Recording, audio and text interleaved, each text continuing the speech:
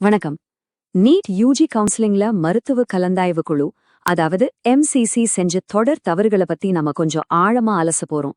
வாங்க பார்க்கலாம். இந்த நம்பரை பாருங்க, 28. இது என்ன தெரியுமா?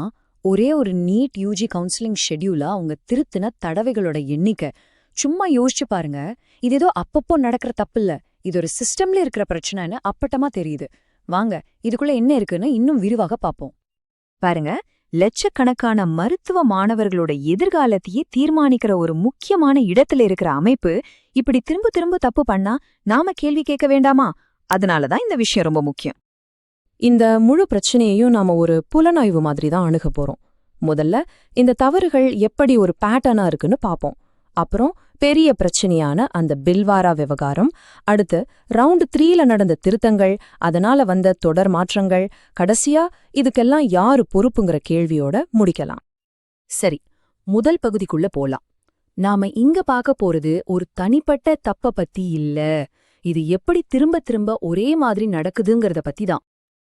MCC அவங்க செய்யற தப்ப எப்படி கையாளுறாங்க தெரியுமா? அது ஒரு மாதிரி விசித்திரமான ப்ராசஸ். முதல்ல ஒரு தப்ப பண்றாங்க, அப்புறம் அத நேரடியா ஒத்துக்காம மறைக்கிறாங்க.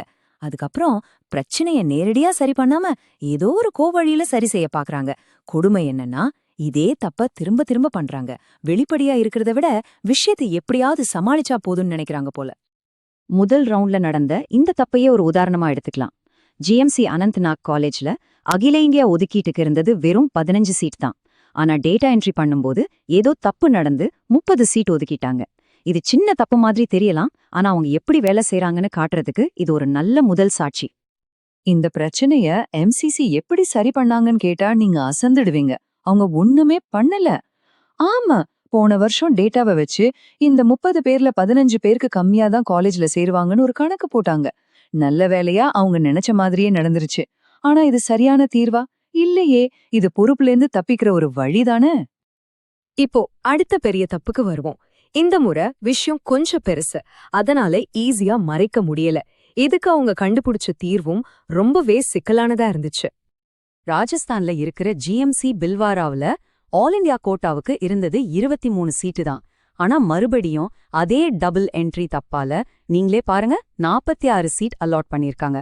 Double the number. இது எவ்ளோ பெரிய அலட்சியம்னு இதுவே சொல்லுது.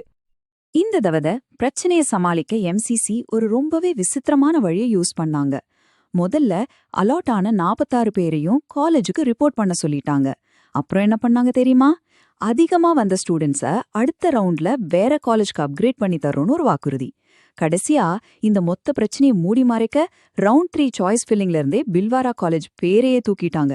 என்ன ஒரு மறைப்பு வேலை பாருங்க. இப்போ நாம இந்த கதையோட கிளைமேக்ஸ்க்கு வரோம். 3வது ரவுண்ட்ல நடந்த ஒரு தப்பு, அது அவங்களால திரைக்கு பின்னால மறைக்கவே முடியல. அந்த அளவுக்கு பெருசு. இதனால MCC முதல் முறையா வெளிப்படையா செயல்பட வேண்டிய கட்டாயத்துக்கு தள்ளப்பட்டாங்க. ரவுண்ட் 3ல அப்படி என்னதான் ஆச்சு? ஜிப்மர் காலேஜஸ்ல இன்டர்னல் கோட்டான்னு சில சீட்ஸ் இருக்கு. அதோட கவுன்சிலிங்கையும் MCC தான் நடத்துது. ஆனா 3வது ரவுண்ட் சீட் ப்ராசஸிங் பண்ணும்போது இந்த இன்டர்னல் கோட்டா சீட்ஸ கணக்குல சேர்க்க அவங்க சுத்தமா மறந்துட்டாங்க. இந்த தப்பால ஒரு பெரிய குழப்பமே உருவாச்சு. அக்டோபர் 18ஆம் தேதி சாய்ஸ் ஃபில்லிங் முடியுது. ஒரு ப்ரொவிஷனல் ரிசல்ட் வருது. ஆனா நில்லுங்க, தப்ப கண்டுபிடிச்சதும் அக்டோபர் 22ஆம் தேதி ஒரு திருத்தின லிஸ்ட். அதுவும் சரியில்ல. அக்டோபர் 23 காலையில இன்னொரு லிஸ்ட். கடைசியா அன்னைக்கு சாயங்காலம் தான் ஃபைனல் ரிசல்ட். 2-3 நாள்ல இத்தனை ரிசல்ட். அந்த ஸ்டூடெண்ட்ஸோட மனநிலைய கொஞ்சம் யோசிச்சு பாருங்க. சரி, இந்த நிர்வாக குளறுபடிகள் ஒரு பக்கம் இருக்கட்டும், இதனால மாணவர்களுக்கு என்ன பாதிப்பு வந்துச்சுன்னு பாப்போம். இதுதான் ரொம்ப முக்கியம். இந்த டேபிள்ல இருக்கிறது வெறும் நம்பர்ஸ் இல்ல, இது ஸ்டூடெண்ட்ஸோட வாழ்க்கை. பாருங்க, 12,000 ரேங்க் எடுத்த ஒரு மாணவருக்கு முதல் 2 லிஸ்ட்லயும் சீட்டே இல்ல. ஆனா ஃபைனல் லிஸ்ட்ல இந்தியாவோட டாப் காலேஜ்ல ஒன்னான ஜிப்மர் புதுச்சேரி கிடைக்குது.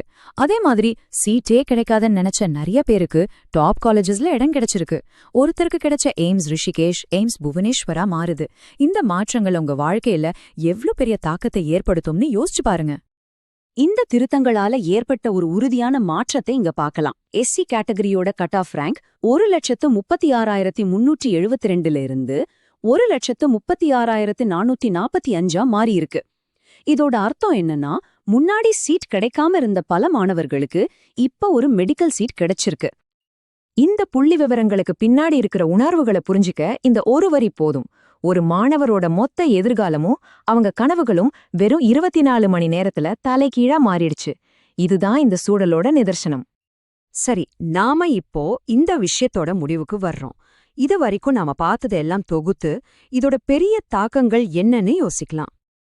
அப்போ இதிலிருந்து நமக்கு என்ன தெரிய வருது? எம்சிசி செய்யற தவறுகள் எப்பவாச்சும் நடக்கிறது இல்ல. அது ஒரு தொடர்கதை. வெளிப்படையா ஒத்துக்கிறத விட பிரச்சனையை எப்படியாவது மறைச்சு சமாளிக்கவே பாக்குறாங்க. ஒரு சின்ன தப்பு கூட ஆயிரக்கணக்கான மாணவர்களோட வாழ்க்கையில எவ்ளோ பெரிய மன அழுத்தம் தரக்கூடிய மாற்றங்களை ஏற்படுத்துதுன்னு நம்ம பார்த்தோம். கடைசியா நான் உங்கள ஒரு முக்கியமான கேள்வியோடு விட்டுட்டு போறேன். வருங்கால மருத்துவர்களும் அவங்க குடும்பமும் முழுசா நம்பியிருக்கிற ஒரு அமைப்பு இப்படிப்பட்ட தவறுகளை செய்யும்போது ஆயிரக்கணக்கான பேரோட எதிர்காலத்தையே கேள்விக்குறி ஆக்கும்போது யார் இதுக்கு பொறுப்பேற்பது?